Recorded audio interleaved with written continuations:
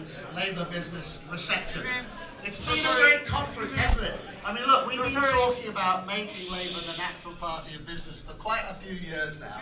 And we've been talking about how Labour is actually a pro-business party and a pro-worker party, and a society that's a party that's pro-society. That's Ed's line, actually. But we've been doing the pro-business, pro-worker bit. And that's talking about being pro-business, pro-worker, pro-trade union, and pro-self-employed. It's the partnership that we've been talking about. And what I've been hearing in this conference, and you're probably picking this up as well, which is really, really music to my ears, from Ed, from Rachel, from Keir himself, is, Keir put it well at a breakfast briefing yesterday for the Business Forum. He was asked, is this for real? This pro-business stuff, is this for real? And he said, yeah, this is not just a change of tone, it's a change of attitude. But of course, we've got work to do to give content, to put flesh on the bones of what it means to be a pro-business party. And what we've been doing at conferences, hosting fringe events in which we explore things such as purposeful business, responsible business, business that contributes to society and the well-being of everybody and the planet.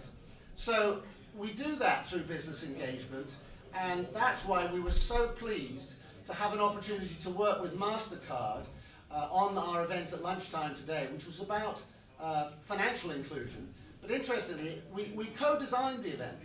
It started out on financial inclusion, and then they said, well, actually, we've got to talk about digital inclusion as well as financial inclusion, because one goes with the other.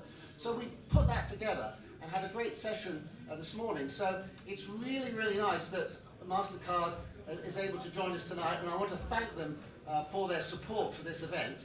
And it gives me great pleasure to introduce their president for UK and Ireland, Kelly Devine. Would you like to say a few words?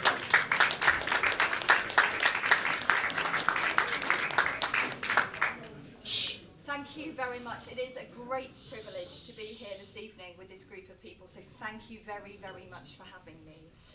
I'm here because of something that Keir said in February that really resonated with me, and given this audience, I'm going to read it out because I don't want to get it wrong.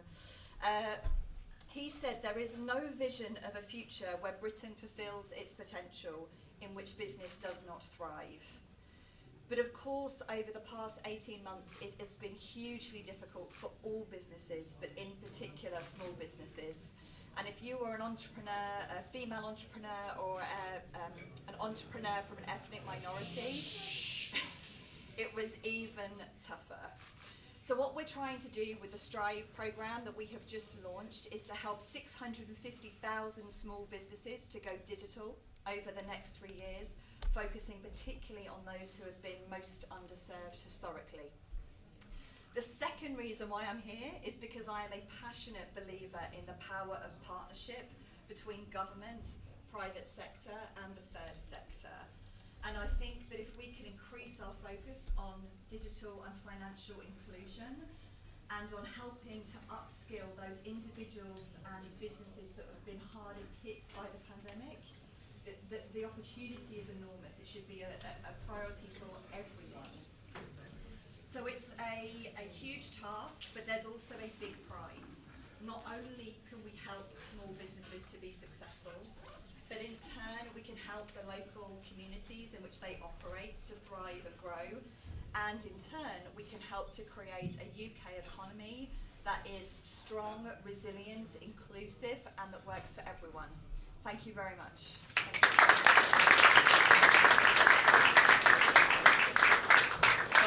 Thanks, Kelly. As we said at lunchtime, this is the beginning of a conversation with MasterCard, not the end of it. And we've got work to do, and we're looking forward to working with you and your colleagues on that incredibly important agenda. And what I also wanted to say was introducing our next speaker, that we're incredibly fortunate in the Labour Party, and incredibly fortunate in Labour business in particular, to have the support of the man who is leading that pro-business agenda for the party and who will be our next business secretary. It gives me very great pleasure to introduce Ed Miliband to you, Shadow Business Secretary. Thank you so much. Well, look, thank you so so much, everybody. And look, first of all, I want to pay tribute to Labour business for the incredible job that they do for our party, and to you, Hamish, as well, for the great job you do, because you have been leading for a long time now our efforts, our liaison, and our insistence that we are a pro-business party, and that we have really important things to say to business and for business. So let's hear it for Labour business and for Hamish, everybody.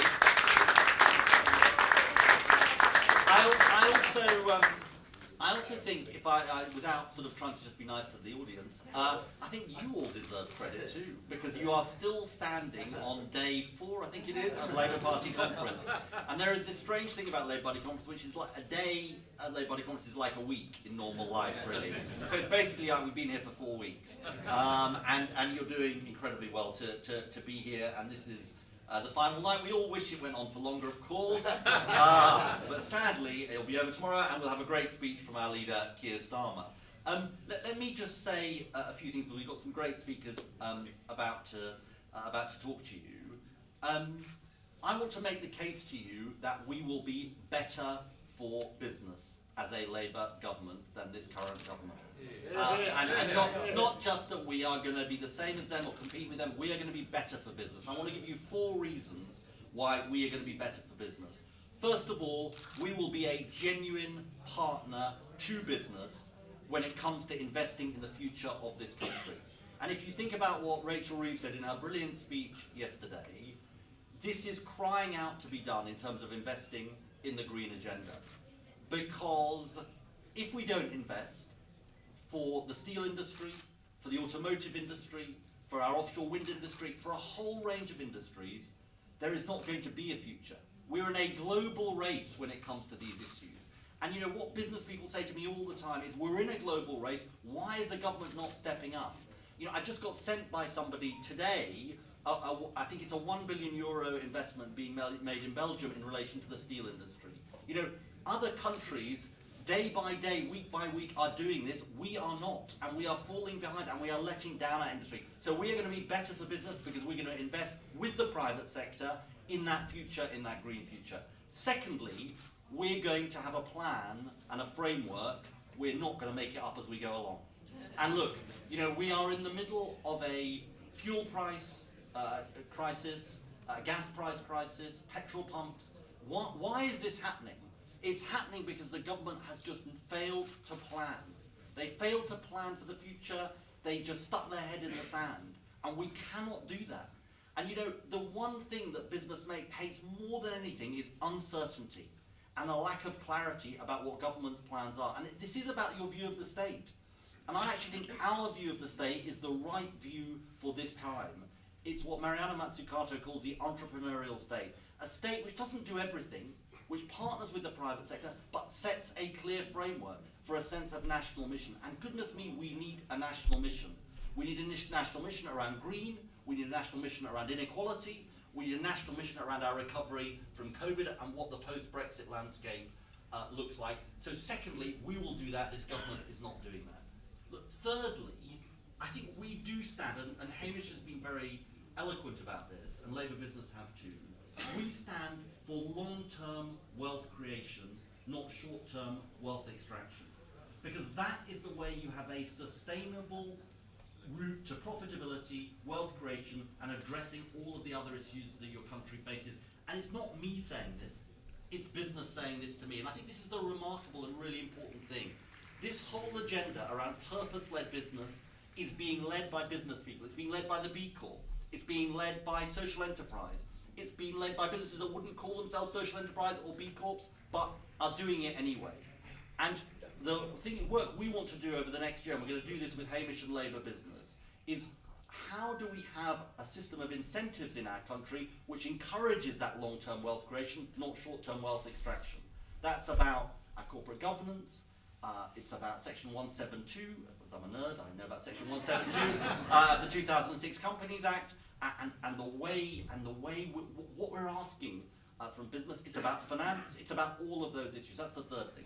The fourth and final thing, which I think is so important, and it comes through to me every day in my conversations with business, is we will listen and we will not shoot the messenger, which is what this government does. Because why are we in the crises we're in? Take the HGV shortage. Business has been warning for months, if not years, about what's happening in the HGV, in terms of HGV shortage. Has the government listened? No. It has just said, we don't like the message, so we're going to say you're wrong. And that is what has brought us to this point. And, you know, that is just so short-sighted. And the shambles that we've had in the last few days in terms of what has been happening in the country is down to this government and its refusal to listen and its refusal to engage. And business has had enough of it. And to be honest, you know, when Boris Johnson said F*** business, I think that attitude continues to characterise this government. They continue to basically believe, we're right, you're wrong, we're just not going to listen to you. That is not the attitude a Labour government is going to have.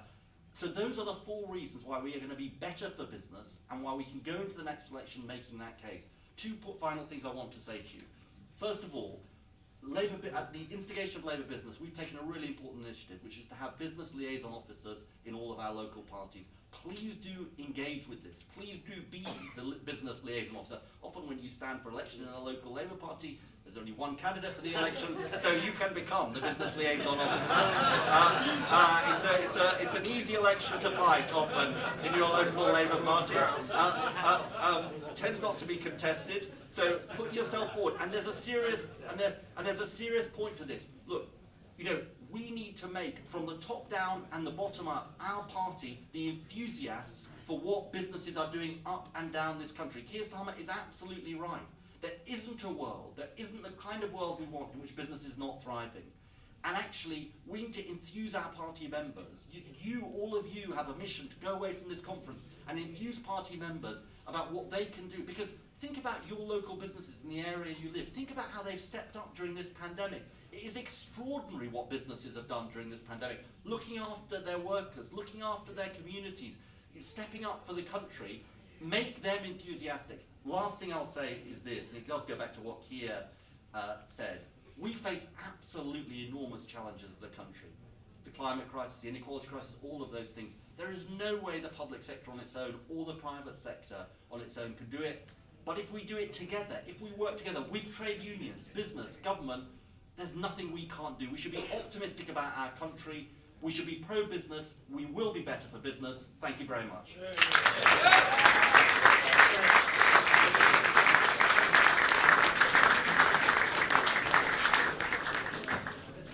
Thank you so much, Ed. I want to introduce our next speaker, and it's something that gives me great pride, and it's a real privilege for me to do that, because I am a lifelong union member. I've been a member of the Transport and General Workers Union, as it then was, now Unite, all my life. I spent my gap year between school and university not going to Bali for a year off. I went to Transport House to work for Jack Jones. And, you know, it doesn't get more inspiring than that. You know, he's one of my great heroes.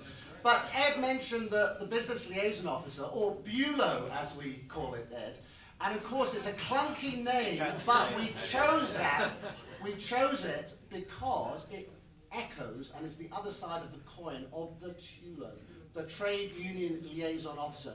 So when we talk about inviting CLPs to appoint a BULO, that's precisely to work in partnership with the TULO representative at CLP level. We will do everything we can, night and day, to carry on the work that Ed has described at the national level through Labour business and our friends and colleagues in other business groups. But at the local level, it's the BULO that has to take that business engagement forward with the TULO.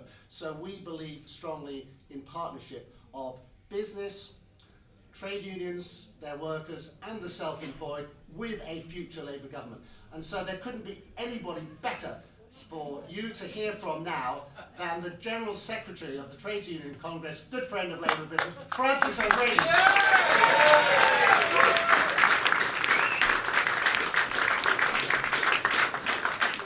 Thank you very much, Hamish, and thank you for everything you do. I have to say that probably when you were working for Jack Jones, I was moonlighting for Jack Jones at Transport House. But it is, I can say this quite genuinely, that it is a real honour to bring greetings on behalf of the TUC, the trade union movement, to Labour business.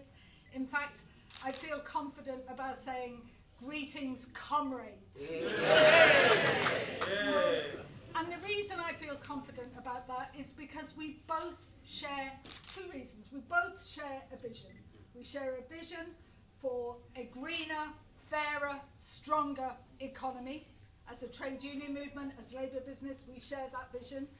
And we also share the understanding that we can't realise that vision unless we have a Labour government in power and Ed Miliband as business secretary.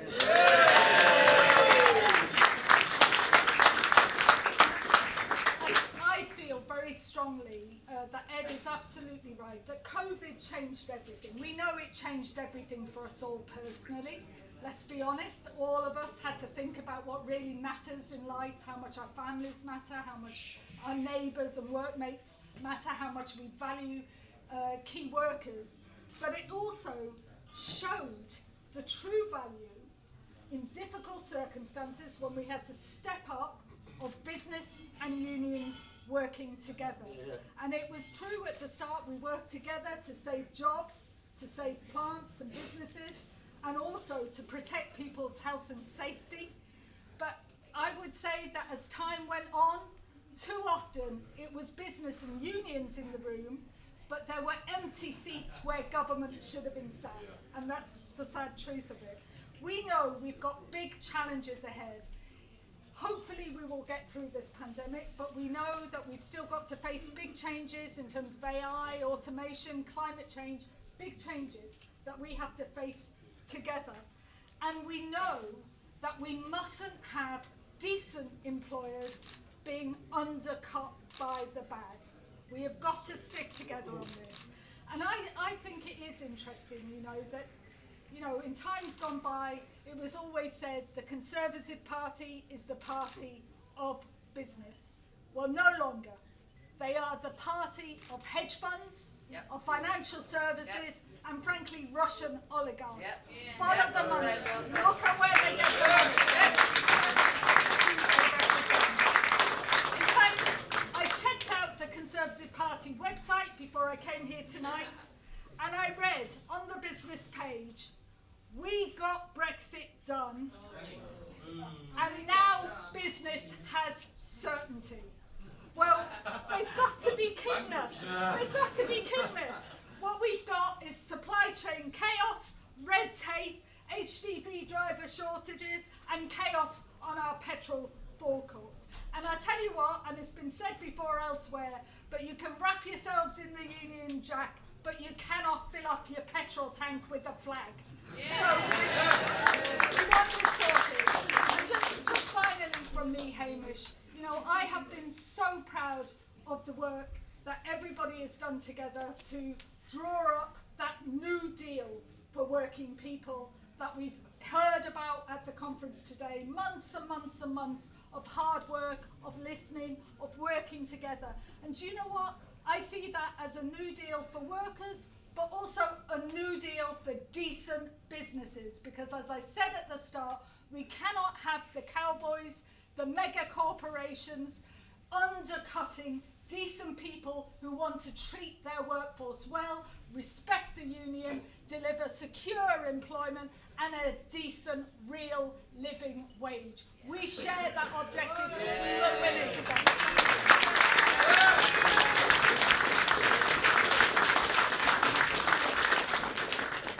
Thank you so much, Francis. And you know what? We've talked about partnership. In Wales, where I live, we have a Social Partnership Act. We've actually codified the idea that nothing should be done by a Welsh Labour government without consultation, not only with businesses, but also with trade unions and their members. And that, to me, is fundamental. I'd like to see us adopt that approach at the UK level. But that means we have to win an election. So I want to recognise one or two people who are going to play a leading role in that, and then I'm going to call on our next speaker. We've got some outstanding front bench MPs and other friends from Parliament here. Just want to flag them up and ask them to wave. Bill Esterson, who's Shadow International Trade Minister, Vice President of Labour Business. Stephen Kinnock, the Shadow Foreign Office Minister and the Vice President of Labour Business. We've got Chion Moura. Chi, welcome. We've got Darren Jones, Chair of the Bay Select Committee. to call as many of those as we can. Oh, not forgetting the Deputy Mayor of London for Business, our good friend Rajesh Agrawal. Who's here. Thanks for joining us, Rajesh. We will try and bring all of those people in. And Emily, yes, I'm about to introduce you. Relax. The guest I'm going to introduce now, and I wanted to preface this, Emily. I wanted to preface it by saying we've had a lot of great fringe events discussing things like financial inclusion, things like purposeful business. In every single event, the question of exports came up. And I must admit also the question of Brexit, and you may or may not wish to address that. But the question of how we build an export-led economy is a real issue. And you are championing that. So it gives me very, very great pleasure to introduce Emily Thornbury, our Shadow Secretary of State for International Trade. Emily.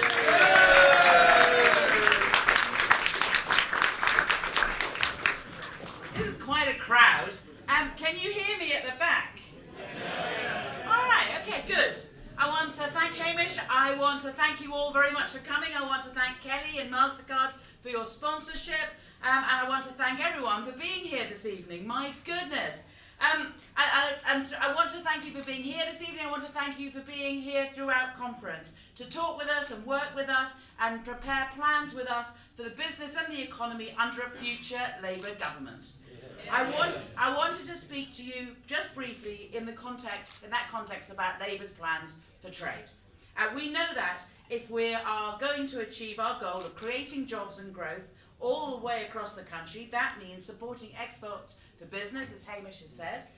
Also, we need to make sure that we are supporting businesses of all sizes, from all sectors, from every region and nation across the United Kingdom. And while that might sound simple, it's not what we're getting from the Tory government at present.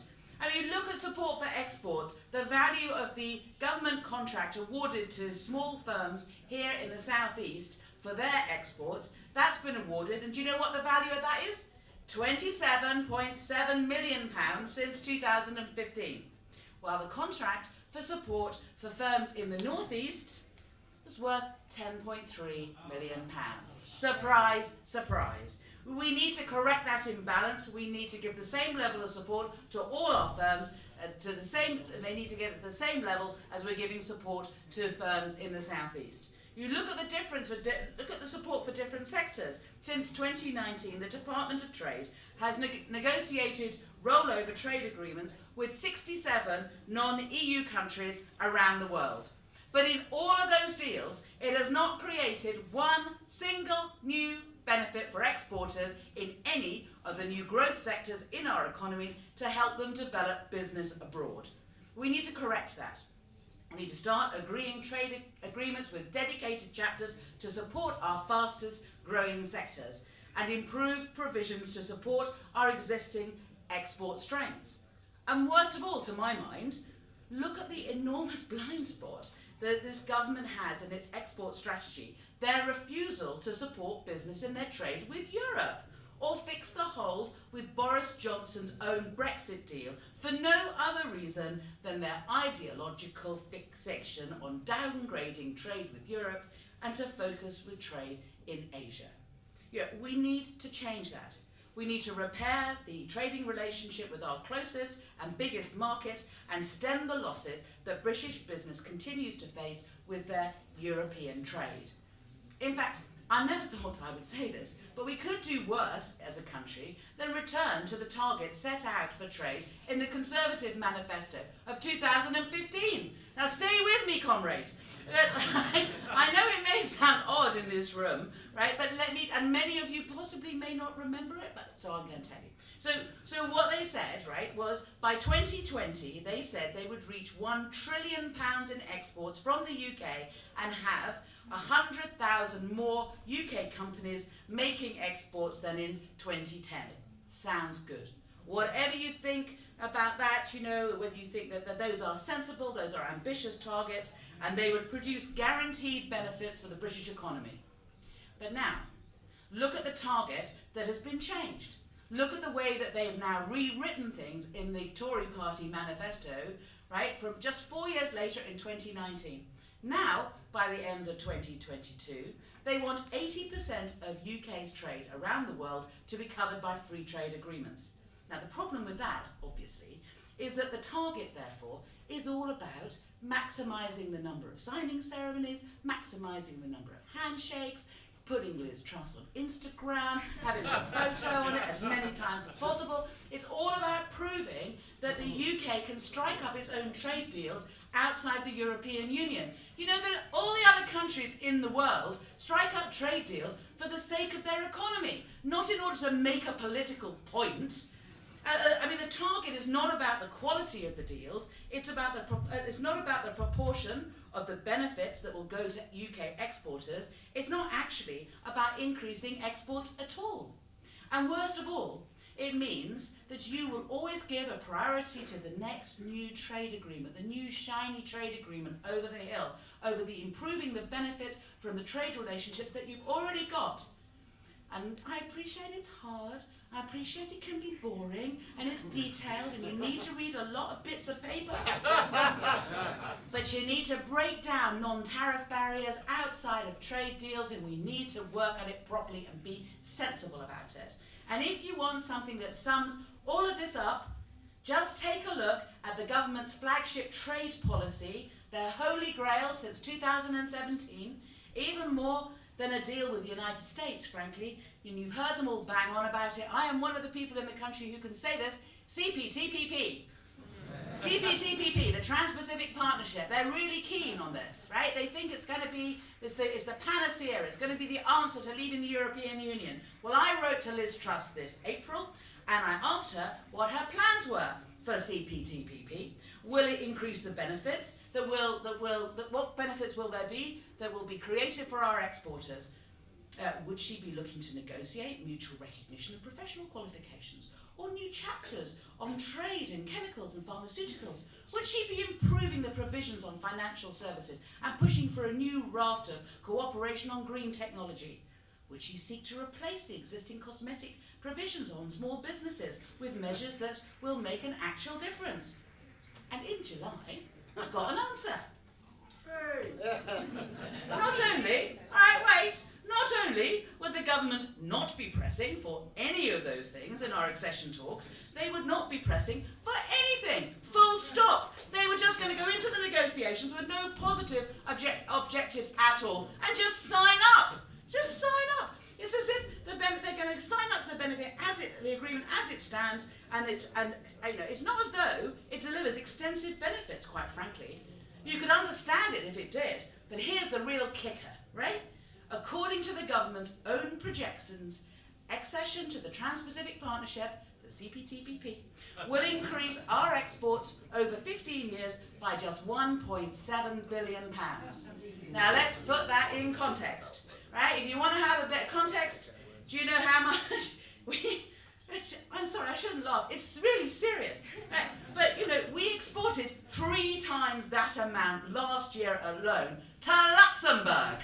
And that was in the COVID-affected 2020. So, when the government talks about downgrading our relationship with Europe in favour of increasing our trade with Asia, and when they tell us about joining the Trans-Pacific Partnership, the CPTPP, it's the flagship way of doing so. We need to point to their own projections, their own sums, and say, I'm sorry, it doesn't add up.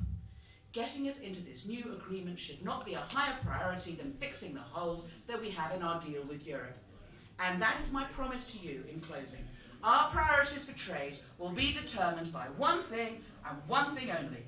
Whatever will deliver us the biggest boost to exports, jobs and growth for your business, for our economy. We will always act on the economics, not on the ideology, because that is the way we will get the best results for our country. Thank you.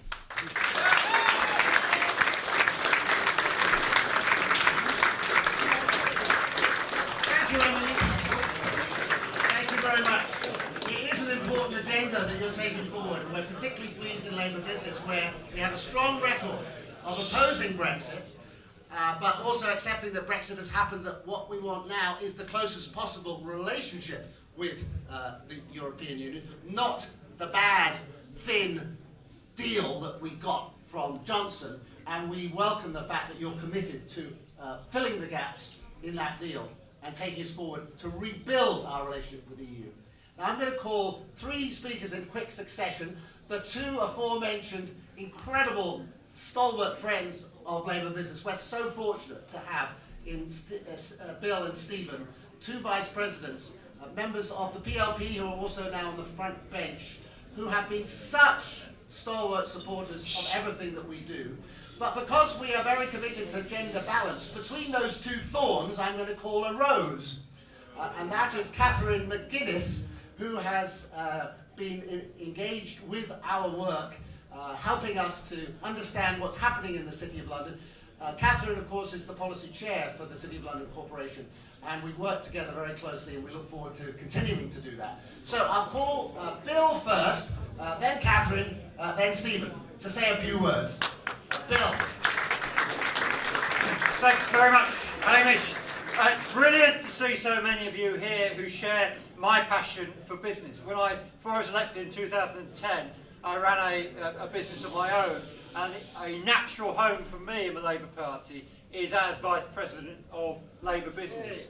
I couldn't put it better than to say that Labour has to be the natural party of business. We are the party of the worker. We should be the party of the business. Partnership working is the way forward. Francis said it. It was great to see Francis following Ed making that point only too well. But you know, in the northwest of England, where I'm an MP, we have a brilliant local approach to business, where we have a Liverpool City region with 6 local authorities with a COVID recovery plan. We supported businesses who didn't get government help all the way through COVID. Now we're supporting the recovery. £150 million going into low carbon industries, into hydrogen being used in industrial processes instead of natural gas, building on our fantastic wind farms that we already have and developing the potential for an exciting tidal barrage in the Mersey. And that partnership in action between Labour councils in the Liverpool City region, Andy Burnham doing the same thing in Manchester. We already heard about the brilliant work that Mark Drakeford is doing with his team in Wales from you, Hamish, and that has to be the way forward. And you know what? What's really good about the record that we have already supporting business is it shows that we can be trusted by the business community. I've spoken to businesses here at conference for the first time in many a long year who not only say what Ed said about their attitude to the Tories and the incompetence and complacency and arrogance and frankly the downright disrespect of telling business where to go that Boris Johnson did.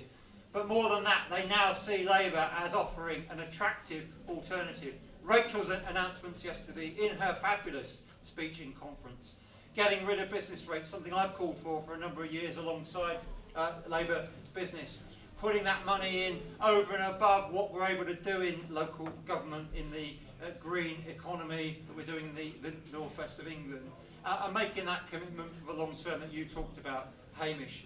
Labour is delivering it. We can be trusted. We can demonstrate that to the business community, and by doing it locally, we show that we can be trusted by the country to be elected as the next government, a government that will deliver for the ordinary people, a government that will be a partner with business and the trade unions, and a government that will make our country proud once again. Thank you all very much.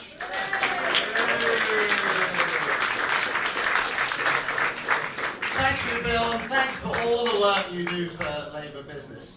I want to now turn to Catherine Mcginnis, and I want to make this point, that in order to achieve our objective of making Labour the natural party of business, we have to do 2 things. We have to listen to business, and it was Harold Wilson who said if we don't listen to business, there's no reason why business should listen to us.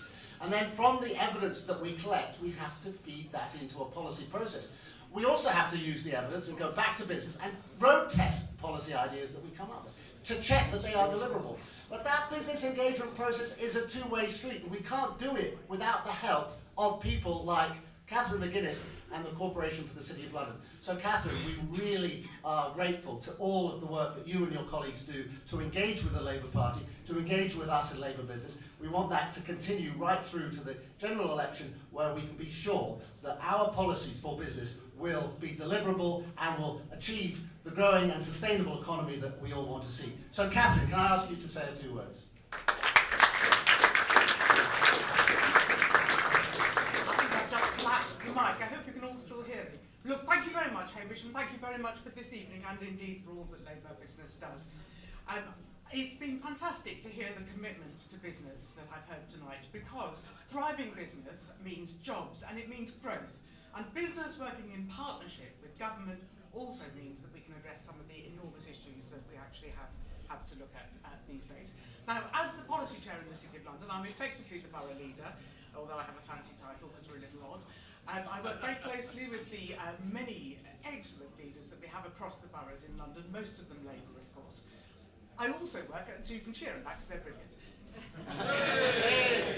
And we've worked really closely over this pandemic. But I also work closely with the financial and professional services sector, which carries our name, the City, because it was born there. And you can boo now after what Francis said about us, but please don't, and I'll tell you why not. We're a really important part of the UK economy. We employ directly 2.3 million people, 2/3 of them outside London, so across the UK. We're a great part of what the UK has to export. We have all sorts of aspects which really help the economy, but we need to be part of the solution. Most importantly, we need to be part of the solution if business, the UK, and the UK are going to thrive. We've seen the sector step up during the pandemic in supporting businesses, in providing solutions to people who couldn't get access to their cash, or businesses that needed emergency loans as they struggled. We need now to work with that sector as we move forward, and there are 4 points that I'd really like to make. First, yes, it is important that we learn how that sector can work better for SMEs across the country. Now, we talked to some really innovative and exciting business leaders of small businesses and small ideas across parts of the UK, and we hear from them that they can innovate, they can get access to fantastic people to help them develop their plans. They can't get access to the finance and sometimes the advice. So what we need to do is to look at how we can connect the fantastic capital raising power that we've got in the city with those businesses to enable them really to prosper. We need to look at what we can do to support innovation generally, because innovation is going to be key to our economy thriving. So that's the second point I'd really like to make. And we need to innovate for the sector itself. You hear about fintech, actually. You know, this country is great at innovating. Let's look at what we can do to put some real fire behind that and get it going. And thirdly, the biggest challenge of all, the climate challenge. Now, public finance, government finance alone is not going to do enough to reach to help us reach net zero. We need to unlock the huge pools of private capital that there are and put that to use to reach that goal. We need to do it against the a backdrop of excellent standards and proper regulation, not just for the UK but actually internationally, so that if you want to invest your pension or whatever in green, you know that you're getting what it says on the tin. If you want to buy an offset, and I know I'm again treading into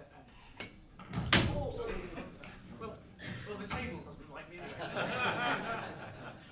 We like you, don't we? Thank you very much. That's encouraging. If you want to buy an offset for your flight, it does actually relate to something new that is adding something to the positive to the environment, not taking it away. So we need that. We need that sector to be part of the solution to the climate challenge. And finally, we really do need that sector. We need to support that sector's competitiveness as we look to the UK's place for the future. Because we need a thriving financial and professional services sector as an enabler of the rest of business across the UK. And we need to see it help when Rajesh goes and tries to attract business into London. When Emily strikes new trading arrangements elsewhere. So it's a really critical part of our economy. Let's all work together in partnership. And if I had 2 asks, one is that we continue this conversation and we continue looking at what we can do in partnership. And the second is that you hold government to account to make sure that they do put our fantastic services sector front and foremost in their thinking as we move forward. Thank you very much, everybody.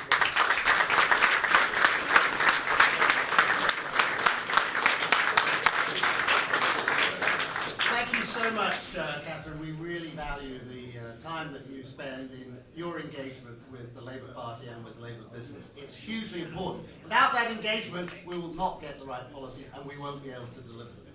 Now, we've been joined by a number of other people since I last came to the mic. I wanted to mention we've got, as well as some pretty extraordinary and outstanding members of the BLP, who have just joined us.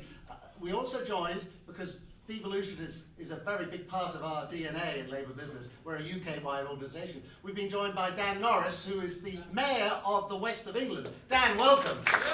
Welcome. And Dan has been a great contributor to several of our fringe events. And I think it's really, really important that we get that regional dimension, the dimension from Wales and from Scotland, and that's part of our policy-making process. Now, I see that we've also just been joined by none other than the Shadow Chancellor of the Exchequer, Rachel Rees. Rachel, you're very welcome. And if I may,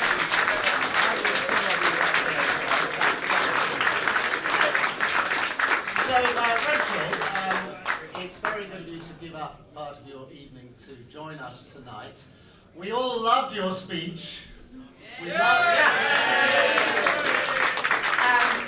And above and beyond your speech, what I particularly love is the fact that you're helping to develop this narrative about the Labour Party as the party of business and the party of workers. We've had Francis O'Grady here earlier speaking about that partnership between business, the trade unions, their members, and a future Labour government.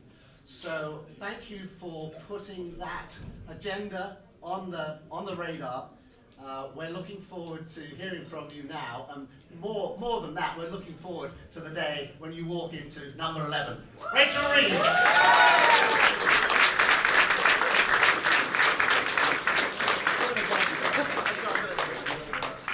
Thank you very much, Hamish, and it's wonderful to be here with all of you this evening.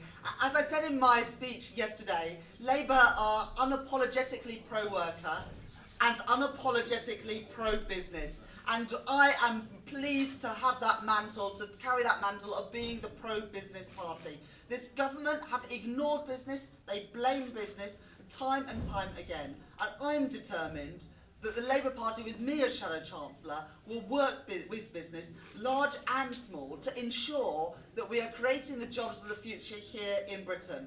And let me give you just a couple of examples about how we would do that in government. First of all, if I was Chancellor today, I would be freezing business rates next year, not increasing them, and increasing the threshold for small business rates relief. It is not the right time to be whacking up taxes on businesses after the year and a half that they've been through. If we want thriving high streets, if we want small and medium-sized businesses creating jobs, then those increases in business tax are going to kill business, and Labour would not do that.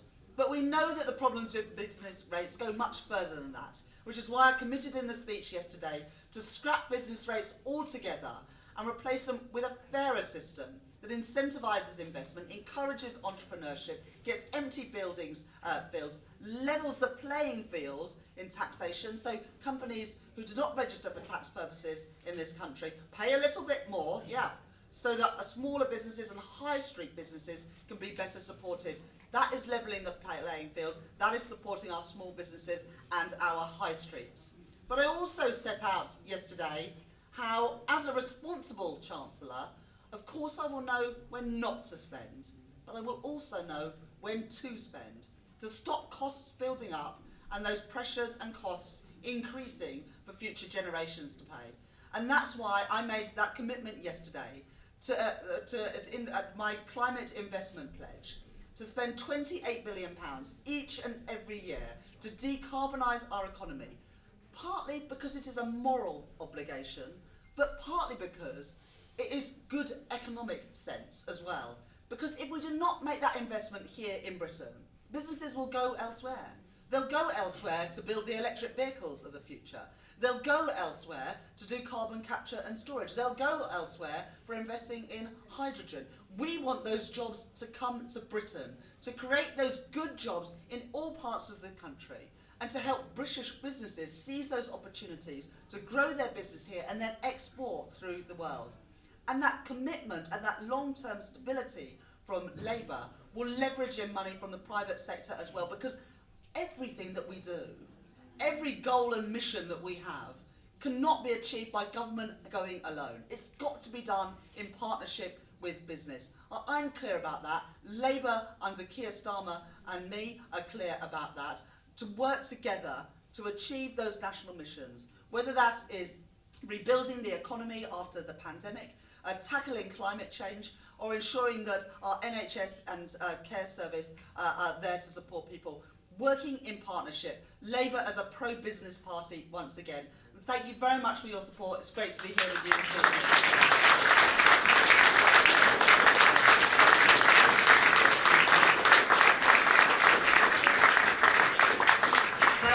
Thank you so much, Rachel.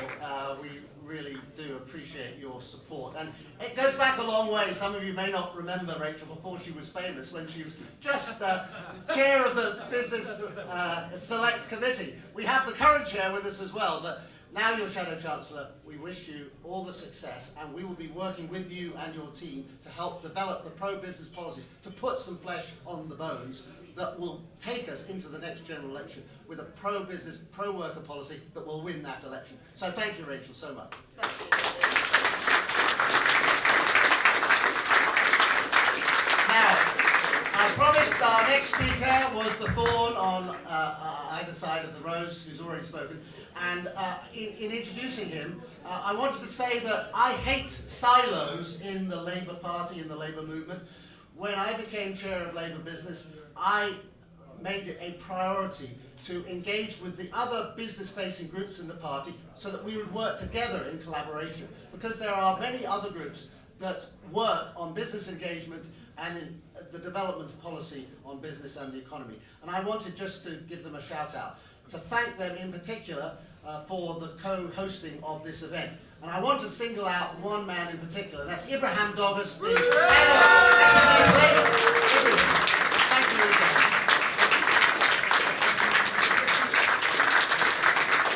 Also co-sponsoring with us tonight are Labour in the City and Labour in Communications. Thank you for your support. We look forward to continuing to work with you.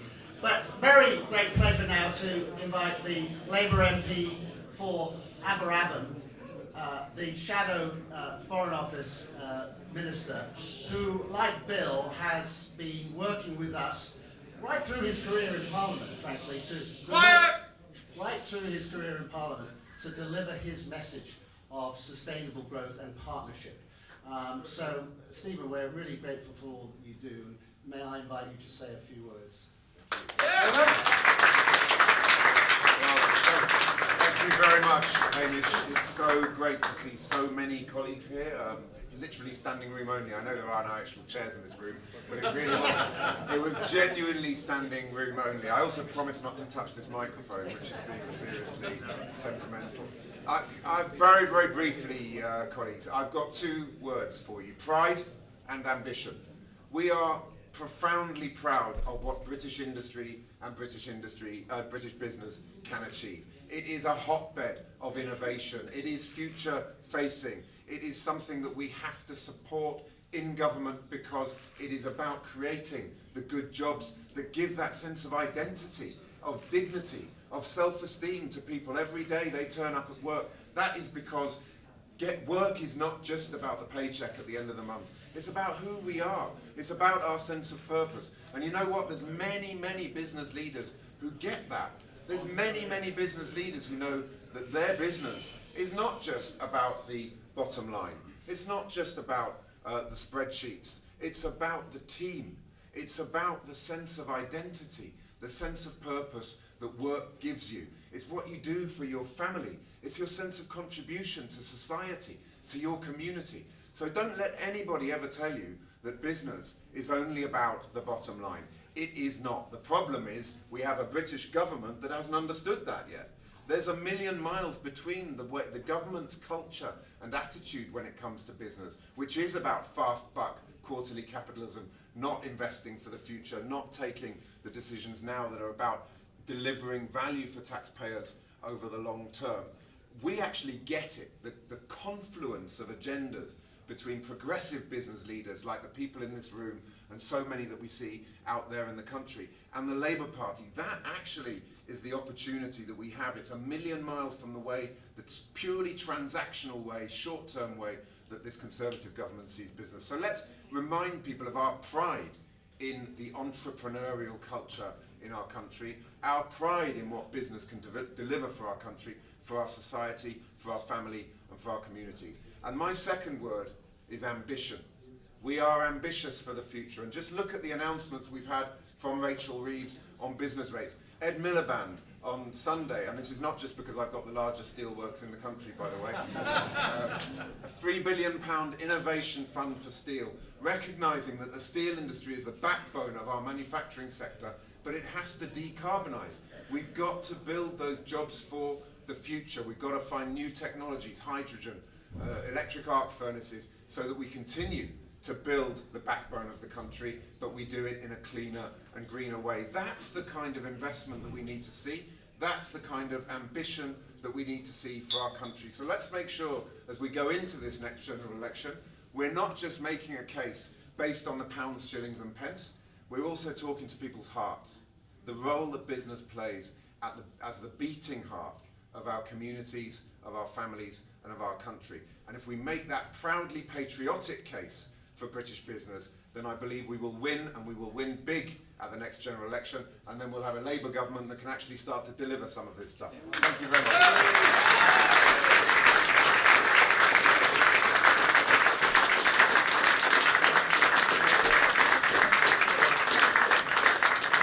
Thank you, Stephen, and thank you, Bill, our two esteemed vice presidents. We have another vice president who may show up, but I'm not sure if she can make it. That's Seema Malhotra. She was with us at lunchtime in an event with Kelly and MasterCard. There are just two other short speeches now, and then we'll take a break. And it's important that we recognise the devolution agenda, as I said earlier. And it wouldn't be right of me to bring this event to a close without hearing from two champions of the devolution agenda. And those are Rajesh Agrawal, whom I already referred to, the Deputy Mayor of London for Business, and the new Mayor of the West of England, Dan Norris. So, Rajesh, would you like to join me and say a few words? You've been a fantastic friend of Labour business, a great champion of business in London. So, we want to hear from you. Rajesh. Thanks very much, Hamish. My name is Rajesh Agrawal and I'm the Deputy Mayor of London. Somewhere where Labour is actually in power. Let me tell you, I just want to say two words really. Thank you, a big thank you. Last 18 months have been extremely difficult for all businesses. But you know, before I joined politics, I founded two successful fintech businesses. So I know that it takes blood, sweat, and tears to build a business. It's been such a difficult time. But despite all the challenges that the businesses have been facing themselves, they've still come out to help others, help communities. I remember when the pandemic just started, the very first lockdown, I was inundated by requests for, offering businesses offering help in all different ways. Number of hotels contacting me saying we are happy to offer free rooms for homeless people and NHS staff. I had taxi services offering free taxi rides for those homeless people, getting them whether to hotel rooms or to the hospitals. It's incredible the amount of stuff that business has done. So a big, big thank you for everything that you do. From London City Hall, we are doing some amazing, amazing stuff to support businesses, to help them navigate through this difficult time. But more than anything else, what we are doing is to now get the city back on its feet. So we've launched a fantastic campaign called Let's Do London. Is to increase the footfall into central London, which is the economic engine of our great city, and bring more people out and spend money.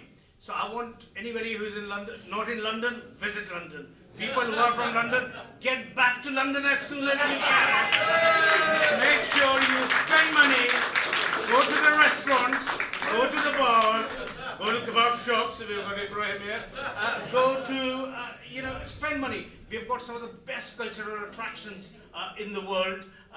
Visit the theatres, go to the cinema. We did some free screenings of movies in Trafalgar Square. We've got Design Festival, we've got the London Tech Festival. It's incredible amount of stuff going on. Please look at Let's Do London. And of course, thankfully, we've got great cuisine in London. So we've launched London Eats to celebrate the great cuisine that's available in London. And by the way, make sure you spend money, because you know who the sponsors are? MasterCard. We'll be checking the data of your spending, if you're spending in London or not. So please come out and spend money. And thanks to Hamish and Labour Business for doing all they do to champion our cause here and making sure that the businesses understand that Labour is a pro-business party, and not just pro-business party in the sense that we believe that Labour is a force for good, but Labour, the businesses are good in themselves. It's not about the good that the businesses do, but just to do business is good in itself, because it employs people, it does innovation, it solves problems, and it creates wealth, which is fantastic, and then it funds other public services. So doing business in itself is good. So thank you again.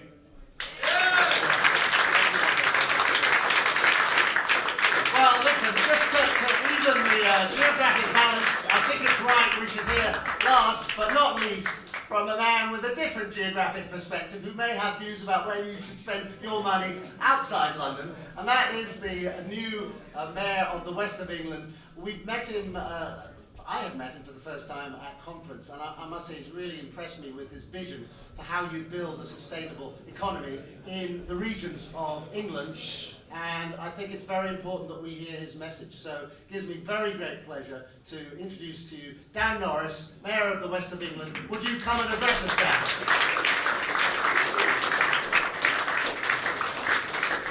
Thank you everybody. And the first thing I want to say is, look, I'm living proof that Labour did very well in the May elections, despite what the media tried to tell us. We now have 8 of the 10 metro mayors are Labour. We represent 45% of the population in England as metro mayors, and 50% of the gross domestic product of the country. So Labour is very much invested in what happens to businesses. And the reason that is important is the following, in my view. If you look at the challenges that Britain faces and other countries face in the future, in terms of global trade and competitiveness, the country, in my view, that will be most successful in that is the one that makes the most use of all its citizens, whether they be looking after people with childcare issues or elder care issues, or whether they work part-time, whether they be students, or whatever aspect or capacity they come from. We need to use and get the fullest amount out of those people in terms of creating productivity and wealth and creation. And why does that matter? Why does that matter? Well, it matters because if you want a compassionate society, if you want a fairer society, you have got to fund it. You've got to pay for it. Now, we are a party of business, there's no question about it. It's just we're not for bad businesses, we're for good businesses. And I believe that if you're going to spend your money, spend it in London. Please also come to the West of England, spend it in Bristol, spend it in Bath, and all the other great areas too. Just in closing, because this microphone has been terrible for everybody. It's fallen over and now it's giving reverb. Just in closing, can I thank everybody here? I know I see many faces that were really, really supportive during the West of England campaign. And I want to thank all of you who made your efforts so wonderfully to make a real difference, so that we didn't just win, we slam dunked it. So thank you very much for that. And I hate naming individuals, but can I thank people like Zoe, Pete, and Jonathan Walcroft, who were amazing campaigners, who actually turned it around for us. Without those individuals, we would not have won. It was an amazing campaign. It shows that if we can win in the West of England, we can win right across the UK. Thank you very much.